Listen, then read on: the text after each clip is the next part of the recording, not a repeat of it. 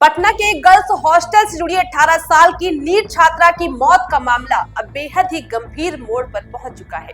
Forensic report में छात्रा के अंडरगारमेंट्स में मेल स्पर्म मिलने की पुष्टि हुई है, जिसके बाद एसआईटी ने 6 संदिग्धों के डीएनए सैंपल लिए हैं। परिजनों ने यौन उत्पीड़न और मामले को दबाने की कोशिश के आरोप लगाए हैं। विरोध प्रदर्शन, गिरफ्तारी और सील किया गया हॉस्टल। नमस्कार, मैं काजल तिवारी आपके साथ। आप देख रहे हैं भारत की बात। सपना था डॉक्टर बनने का घर जहानाबाद में, लेकिन मंजिल पटना के कोचिंग सेंटरों में थी। 18 साल की छात्रा नीट की तैयारी के लिए राजधानी आई थी और चित्रगुप्त नगर स्थित एक गर्ल्स हॉस्टल में रह रही थी। लेकिन इस महीने की शुरुआत में अचानक सब बदल गया। छात्रा अपने कमरे में बेहोश मिली। हालात इतने गंभीर थे कि उसे अस्पताल में भर्ती कराना पड़ा।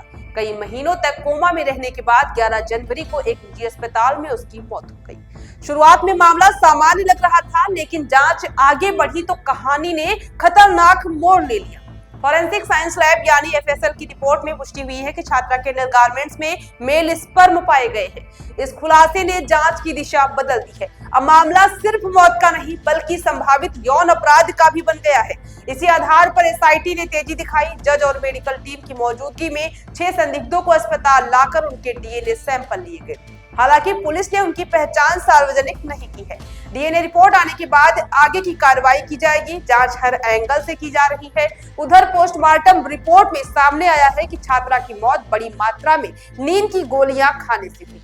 लेकिन बड़ा सवाल यह है कि क्या ये आत्महत्या थी या फिर किसी अपराध को छुपाने की कोशिश है। वहीं परिजनों का आरोप है कि छात्रा के साथ यौन उत्पीड़न हुआ और स्थानीय स्तर पर मामले को दबाने की कोशिश की गई। इन्हीं आरोपों के बाद इस केस की जांच के लिए विशेष जांच दल यानी एसआईटी का गठन किया गया। एसआईटी की टीम जहानाबाद पहुंचकर परिवार से मिली, बयान दर्ज किए और घटना स्थल यानी हॉस्टल परिसर का निरीक्षण करने के बाद उसे सील कर दिया।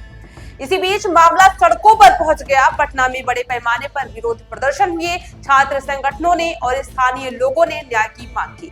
बढ़ते दबाव के बीच पुलिस ने हॉस्टल के मालिक को गिरफ्तार कर लिया।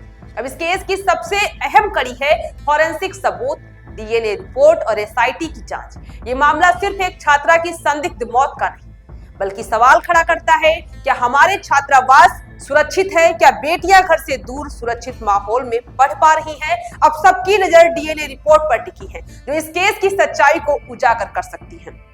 मिलते हैं अगली जानकारी के साथ, तब तक के लिए बने रहें भारत की बात के साथ।